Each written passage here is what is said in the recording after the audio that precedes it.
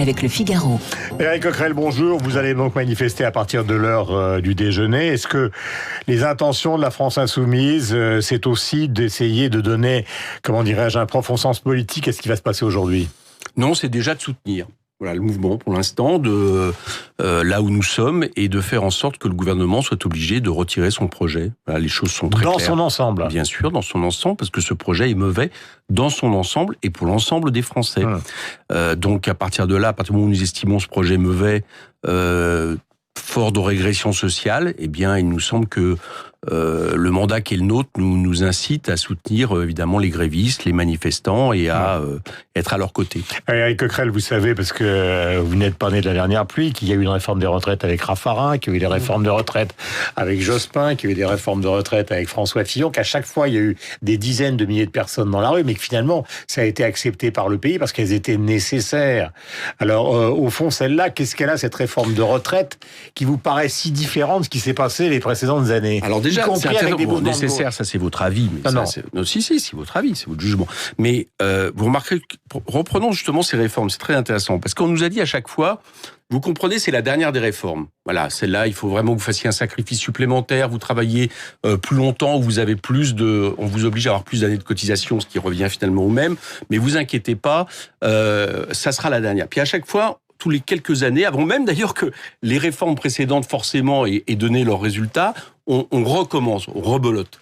Donc ça montre bien que cette idée qui serait toujours de reculer l'âge de la retraite, voire de baisser les pensions, là pour le coup la réforme par points va faire les deux, eh bien c'est peut-être pas par cette logique qu'il faut prendre. Blanquer dit le contraire, vous venez de l'entendre. Oui, non, Blanquer dit pas le contraire. Moi j'ai entendu monsieur le maire au début de la semaine qui explique qu'effectivement les enseignants, ça va leur coûter plus cher et que donc ils envisagent d'augmenter les salaires. C'est-à-dire qu'on leur dit attendez, vous inquiétez pas, augmentez vos salaires. Ce qui est intéressant d'ailleurs, parce que cette logique veut dire une chose, c'est que si vous augmentez les salaires, il y a plus de cotisations et donc ça ira mieux. Donc voilà, nous ce qu'on propose par exemple, c'est plutôt un système qui permet d'augmenter les salaires, d'augmenter les revenus du travail, qui permet de mettre plus de gens au travail, comme ça il y aura plus de cotisations, et ça prendra sur quoi ? Ça prendra sur les parts du capital, parce que la vérité, c'est que en 1980, un Français travaillait environ 9 jours pour les actionnaires, aujourd'hui il travaille 45 jours. Voilà le grand problème auquel nous faisons face. C'est un problème de savoir ce que nous faisons de la richesse produite, et nous disons qu'une part de la richesse produite pourrait être faite pour faire en sorte que les gens continuent à partir à la retraite. Et c'est ce que nous souhaitons à 60 ans, à taux plein, quand ils ont 40 années de cotisation, et non pas de reculer toujours plus. Ça, c'est François Mitterrand en 81. Mais alors ? Oui, mais on voyait que c'est négatif. Non, mais j'ai pas dit que c'était négatif, mais simplement, vous savez très bien qu'en 83, ça a été le tournant de la rigueur. Il a fallu justement passer à autre chose, parce que les finances publiques étaient dans un état épouvantable. Non. Le tournant de la rigueur, il a bien eu lieu. Non. L'équilibre du régime de retraite n'était pas d'une manière épouvantable, pas plus qu'il ne l'est aujourd'hui, contrairement à ce qui est dit pour nous faire peur, d'accord, ce qui n'arrête pas d'être expliqué. Ce qui se passe, c'est que on a un système qui, alors, soit prend à coup d'exonération de charges, de ce qu'ils appellent des charges, que nous appelons nous le coût du travail, ce que nous appelons le prix du travail, à coup d'exonération, soit en supprimant des emplois, et soit, j'allais dire, en continuant à avantager les revenus du capital, on a peu à peu pris, en réalité, la part de ce que devraient coûter les retraites à notre nation pour permettre à des gens de partir à un âge correct, de vivre à un âge correct, de vivre correctement leur retraite. Aujourd'hui, par exemple, vous constatez une chose, c'est que après, j'ai quand même quelques questions. Là, je finis là-dessus. L'âge moyen aujourd'hui de moyenne de vie en bonne santé, d'accord ? Eh ben, figurez-vous que depuis 10 ans, il a pas augmenté. C'est-à-dire que les Français aujourd'hui ont une moyenne de non pas de vie mais de vie en bonne santé à peu près égale à il y a 10 ans. Et par contre, ils travaillent plus longtemps. Ce qui fait que au lieu d'avoir j'allais dire cette évolution vers un progrès social qu'on a connu depuis plusieurs décennies grâce à des combats, eh bien au contraire, quelqu'un qui aujourd'hui part à la retraite va vivre en bonne santé moins longtemps qu'auparavant. C'est ça cette logique-là, nous la refusons. Elle est mauvaise économiquement et elle est mauvaise, j'allais dire simplement pour des problèmes civilisationnels. Question. Jean-Luc Mélenchon, dans 20 minutes, propose aux Verts, qui seront donc, la France Insoumise sera dans la rue, les Verts seront dans la rue, une partie de l'extrême gauche sera dans la rue, évidemment une partie des Gilets jaunes. Beaucoup de salariés seront dans la rue. Beaucoup de salariés seront dans la rue. Quelle que soit leur couleur politique. Personne ne le conteste, y compris d'ailleurs des salariés du privé. Il propose un accord avec les Verts. Alors évidemment, c'est toujours le problème avec la France Insoumise. On a l'impression que il y a à la fois un soutien, vous l'avez dit tout à l'heure, et en même temps une volonté, encore une fois, à travers ce mouvement social, en tout cas si l'on en croit donc Jean-Luc Mélenchon, de prendre sa revanche sur la présidentielle de 2017 et de trouver un accord qui permettrait peut-être de bousculer Emmanuel Macron sur la touche. Quelle est la signification de cette nouvelle tentative d'accord de Mélenchon avec les Verts? Non, vous mélangez plusieurs choses là. Non, c'est une question. Non, je voulais mélanger pour l'instant, on a un gouvernement, on a Emmanuel Macron, il y a des projets qu'ils essayent d'imposer aux Français qui sont des mauvais projets, parce que je ne parle pas aussi, en dehors de la retraite, de la casse de l'État à coup de baisse des dépenses publiques qui fragilise des secteurs de la santé, des secteurs des pompiers, de tous ceux qui manifestent, expriment leur mécontentement. Donc tout ce qu'on veut, c'est qu'on soutient un mouvement social, parce que pour l'instant, on est minoritaire à l'Assemblée, je peux vous avoir remarqué. Donc là, les mouvements sociaux, ça fait partie de la démocratie pour essayer d'infléchir, de bouleverser la politique d'un gouvernement. Donc ça, pour l'instant, c'est sont des retraites qui sont largement au-dessus de 60 ans.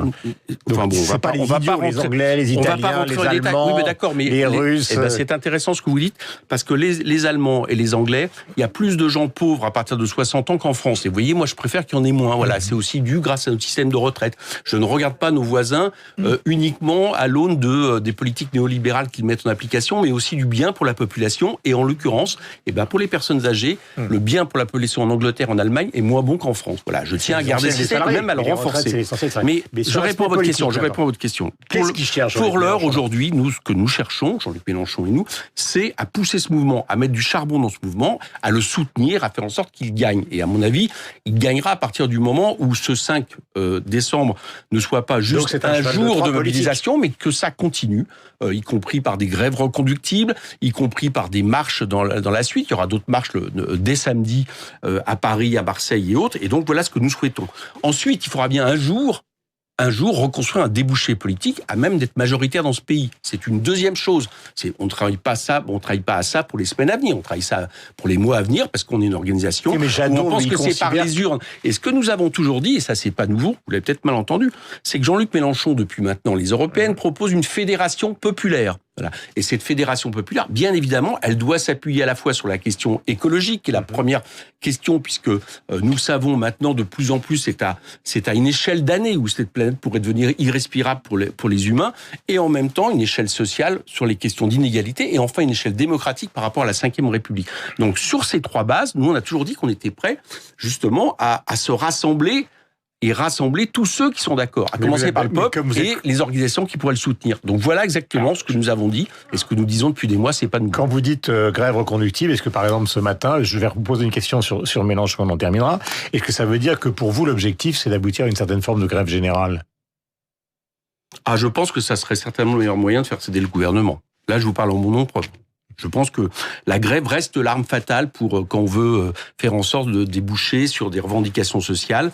Depuis quelques années, moi j'observe que depuis 2-3 ans, il y a des grèves, on en parle rarement, des femmes de ménage des hôtels, de salariés, d'agents de la Poste, etc. Et ces grèves, quand elles durent, quand elles sont reconductibles, elles gagnent. Voilà. Pour que les auditeurs le sachent, elles gagnent. Et donc, moi, je pense que le plus efficace à un moment donné, c'est une grève générale reconductible. On peut pas le faire en appuyant sur un bouton. Ça, c'est les salariés qui le décident. Mais c'est vrai que c'est quelque chose qui, en général, est plus efficace que des journées d'action sans lendemain. On va pas revenir sur l'histoire des régimes spéciaux qui coûtent beaucoup d'argent à la nation et qui sont parfois des retraites qui sont supérieures à celles de la moyenne des Français. Parce que autrement, qui sont faits pour des gens qui ont des travaux plus durs et qui pèsent que 3% des retraites. À la SNCF, aujourd'hui, il y a beaucoup de secteurs où les travaux vous travaillez jour et nuit, des fois les week-ends, dans des endroits plus durs. Du matin, alors peut-être, mais écoutez, je dis pas que c'est pas confortable. Vous avez des avantages en tant que journaliste au niveau fiscal. C'est vrai, mais je les utilise pas. Vous voyez, vous avez bien fait de m'en parler. Donc ça veut dire, écoutez, les retraites, c'est pas la question. Les retraites spéciales, le régime, c'est 3% seulement des Français. Or, ce qu'il faut bien entendre, très cher. Non, c'est pas ça qui coûte le plus cher. Mais en plus, vous trompez parce que vous trompez. Et je me rapporte au journal Les Échos récemment. Je me rapporte au journal des Échos il y a pas longtemps. L'ensemble aujourd'hui des régimes spéciaux, finalement, si on prend, rapporte plus au régime de retraite générale qu'il ne coûte. Et on peut penser que si on arrête tout de suite les régimes spéciaux, eh bien paradoxalement dans les prochaines années, on va plutôt augmenter le trou que de le résorber. Donc vous voyez, même c'est pas une vraie information. Deuxième et dernière question, deuxième des deux dernières questions que je voulais rajouter. Dans ce dialogue que vous avez avec les Verts, qui ont montré évidemment une certaine force politique européenne, en fait, il y a entre vous et eux, c'est-à-dire que une alliance est peut-être envisageable, mais si vous voulez, de votre côté, vous voulez le leadership, et de l'autre côté, Jadot l'a dit dans plusieurs interviews, vous les avez lues, vous le connaissez, qu'au fond, lui, il se voyait dans un destin de candidat au présidentiel, voire de président de la République. Oh là là. Non, mais il l'a dit. Oui, mais les présidentielles, c'est dans 2 ans. On verra bien ce qui va se passer.